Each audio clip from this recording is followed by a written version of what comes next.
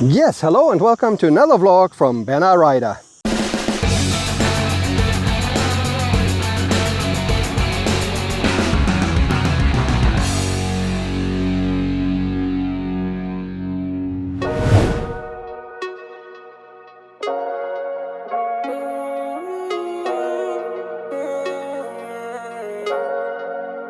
It was a really good day, siempre okay. Fuma mucho mari, so I feel lost in space. It was a really good day.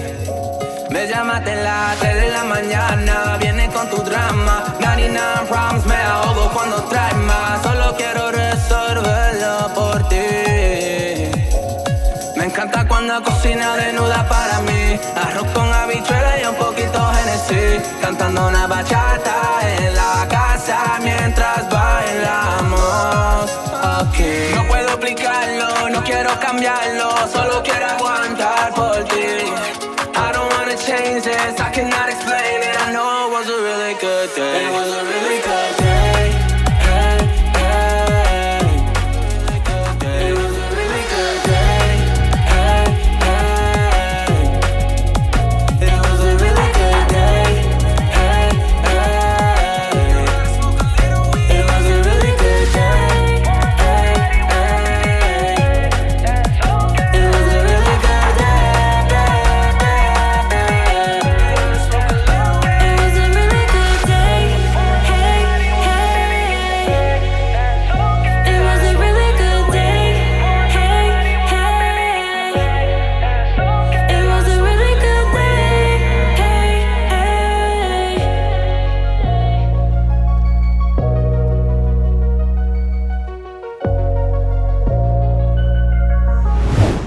Today we're testing out the new Piaggio MP3 530 HPE exclusive, and yeah, this is the new flagship three-wheeler scooter from Piaggio, 2022 model. Everything is new. Finally, they have replaced all the old lighting. That we now have full LED lights. We now have a nice new 7-inch TFT display. Replaced the old analog instruments and the LCD display, which look very outdated. Everything is new now. We have a daytime running light and with automatic control and so on and so forth. And yeah, the price is just above 13,000 euro. I will put the price on the screen for you now. We have 4 colors available on this one. The engine is a 1-cylinder 530cc engine with 32.5 kilowatts or 44.1 horsepower output at 7,250. We have 50 Newton meters at 5,250 RPM. We have a 13-inch tire in the front, or 2 tires in the front, and 14-inch tire in the rear. The fuel tank capacity is 13.7 liters with a fuel consumption of 4.1 liters, and the total weight is pretty heavy. It weighs 280 kilos. We have some specials in this bike here, in this new scooter. We have ABS, we have traction control, we have CBS, so we combine braking system so that it distributes the power, the braking power evenly. We also have a brake pedal, which also distributes the power evenly. We have some little helpers, electronic helpers for you, like a rear view camera or reversing camera. We have also with a display, with a color display, and we also have a radar facing to the rear, which can tell you if someone is coming on the left hand or right hand side, and you get warned by a little arrow in the display that you maybe shouldn't go to the left or to the right lane at the moment. That actually worked pretty well. I tried that already. First of all, on the left hand side we have the brake for the rear brake, or actually this brakes for the front brake as well, since it is CBS. We also have a light switch, which I like very much. It's kind of similar to the XADV light switch here with regular lights on. We have the passing light switch, and we have the high beam. And the new thing for this year, I think the other model year did not have that. We finally have a cruise control here. We have all the buttons for the display. I will show you in a moment. We have the turn signal switch here. We have the horn button here. On the right hand side, we have the throttle. We have the hazard light switch here. We have the emergency start-stop switch here. We have the switch for the lean stability parallelogram. I don't know how to call this. And we have the starter button, which also functions as a mode button, which also functions as a reverse button after you have pressed the reverse here. So we have more controls here. Unfortunately, there are no cubby holes here in the front. That's very unfortunate. We have the drive button here. We have the reverse button. We can set it to reverse to activate the color display or rear facing camera. We have the opener for the storage space here, under seat storage. We have the opening button here for the fuel cap. We have a hook here for your groceries. We have the parking brake. And we have, since it is now also a keyless go system, we don't have a key anymore. We can leave the key in your pocket, and we have a radius of about 3 meters. And so we can operate it without ever taking out the key. And on the right hand side, we can switch around from daytime running light or low beam. Also ASR switchable, but unfortunately when you turn it off, you cannot turn it back on, or vice versa. I don't know, but I had this experience before with Piaggio, and they have to switch it back on or off or whatever in the shop, which is kind of silly and unfortunate, but they say it's for safety reasons. Well, actually, I was lying to you. We have actually cubby hole in the front, which is this one up here. We have a USB connection here and lots of storage space. I mean, definitely for your phone. So at least one cubby hole in the front, and very, very practical, I think. So let's get to the display here. It is a 7-inch TFT color display. On the top left corner, we can see the outside temperature. On the right hand side, we have all kinds of icons for the status, like it shows at the moment it's connected with my phone. It shows the battery status of my phone, then that the phone is connected, then that the navigation is activated and the messaging is activated, and that the daytime running light is set to auto. Also in the main display, we can see depending on if you set it to analog or digital, you can see in big letters here the speedometer and the RPM counter as a analog display. We also have the fuel tank capacity and the coolant temperature. And to the right, all kinds of data, which I will show you in a moment. And down below we also have a clock. So let's get deeper into the display, but I will not go that deep with you. I show you the basics. Yeah, down below, all the big symbols there, you can you have 3 trips, A, B and C, which is kind of different. Usually you only have 1 or 2 trips. We are currently in trip A. We can switch it to trip B and trip C.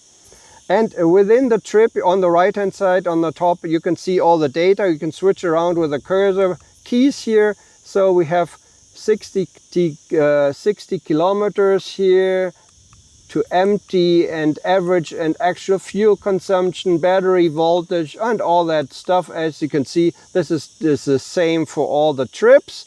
We go into the next option here, which is the navigation. We have turn-by-turn navigation. We have to set it up on the phone, where you want to go actually on the phone.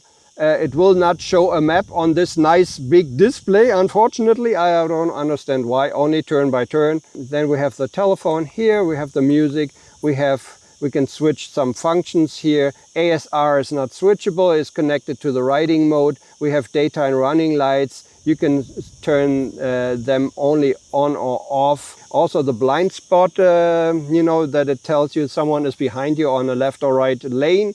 You can actually activate here or deactivate, as you can see. And ASR is always on depending on the riding mode you're in. Let's go to the other settings here. We can change the language, configuration. Let's check what is in configuration. The clock, the units, the pairing configuration, daytime running light, LCDAS is the system with the radar in the rear, performance charts, this funny chart there, which probably nobody knows what it is. This is for. You can turn on or off. So language configuration, backlight, we can automatic or day, night, the graphics. We can change. I don't want to go into all of this. In the graphic settings, you can actually select the colors for the different riding modes. And that's about it. Yeah, that's all there is to it, to the display. Unfortunately, very, very unfortunate, we do not have a map display when we do the navigation. This really sucks because you always put your phone here usually on the bike to see your map. And why don't they just integrate it? I don't understand. There's some companies do this, like on the new T-Max they have a big display. On the new Suzukis they have a big display. So don't tell me it's not possible because of government regulations. 1, 2, 3.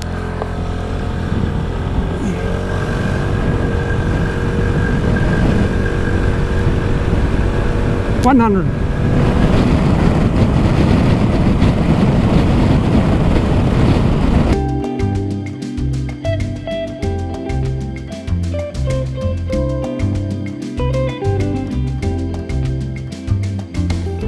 Yes, so we're back on the bike here, on the scooter, on the three-wheeler. I have to go actually because it's very hot. I will quickly show you the reverse.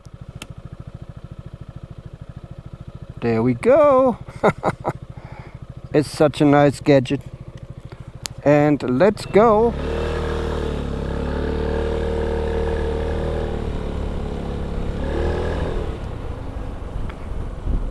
Yes, let's start with the seat. It seems very hard. It has a backrest here, and it's also not too bad and not too restricting for you. So the seat is quite nice. I don't know how it will be on longer rides. Hopefully I will find out later, because hopefully I can get another test ride on this, but maybe I can do 200 or 300 kilometers on it, and then I can tell you maybe more about the seat. Other than that, yeah, basically you're in the toilet position when you sit on the seat here. You have a brake pedal, which is necessary for the compliance here, as to ride this bike here with your regular car license. You can do so. You don't need a separate motorcycle license for this. So it's like the Yamaha Tri-CD, Peugeot, Metropolis, Piaggio MP3. You can all ride with your regular car license. I think when you have the car license, I don't know, for longer than 3 years or something like that. And yeah, compared to motorcycle scooters, it is really different in the handling. And when you get on this here for the first time, I think it's even more drastic than any other MP3s I've ridden before, or any other three-wheeler, because it really feels strange in the corners. I always keep saying that when you watch my videos, but this really is true. It is so, I don't want to say flickable, because it is flickable, but not in a positive way. You know, it seems very unstable in the corners, even when you're riding very slowly. Like I was going from the dealer on the pedestrian walk there, going back to the road.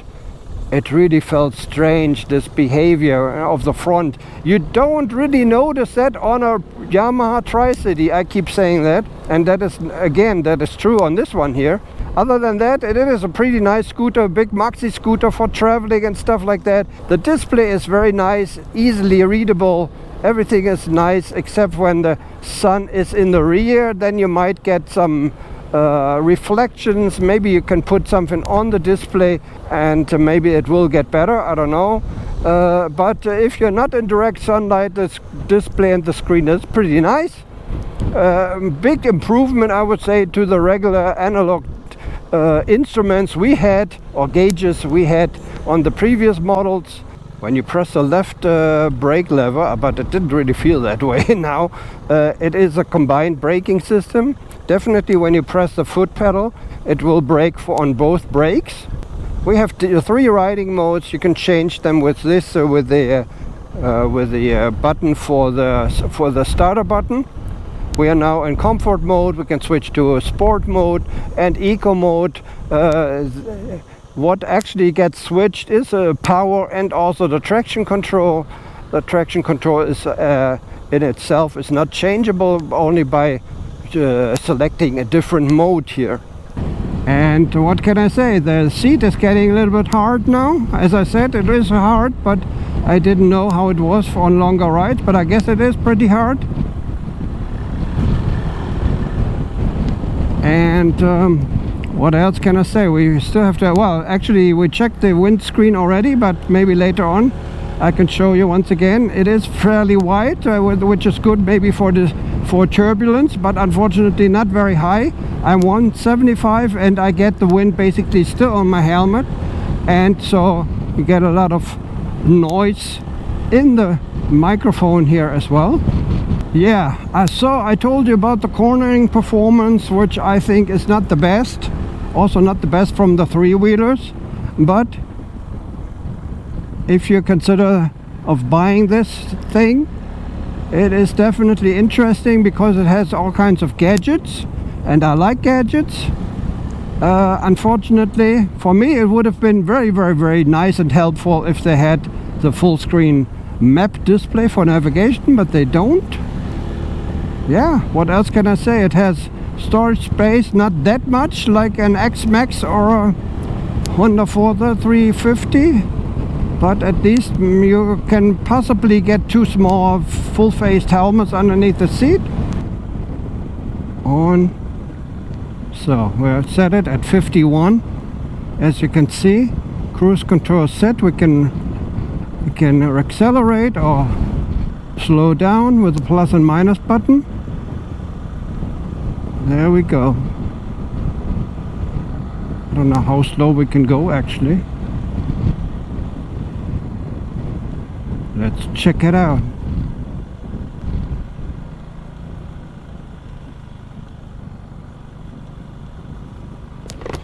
That's actually amazing that you can set the cruise control to so low. I think 25 is the lowest there. Okay, 25 cruise control. Here we go.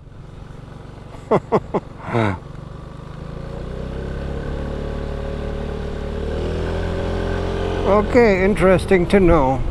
The lowest setting for cruise control is 25. It's not too bad. So in the city, you can set it to 25 or 30 or something. You know my verdict already. I do like what it has to offer, this 3-wheeler. Of course, the stability program, meaning I don't know what you call this. You know, when you can lock it in the upright position, that it doesn't tip over, doesn't fall down, and when you're standing at a traffic light or so. That's very nice. But that's with basically every 3-wheeler, almost every 3-wheeler. But you know, the instability in the corners and the general instability, even at straight, when going straight, I don't like.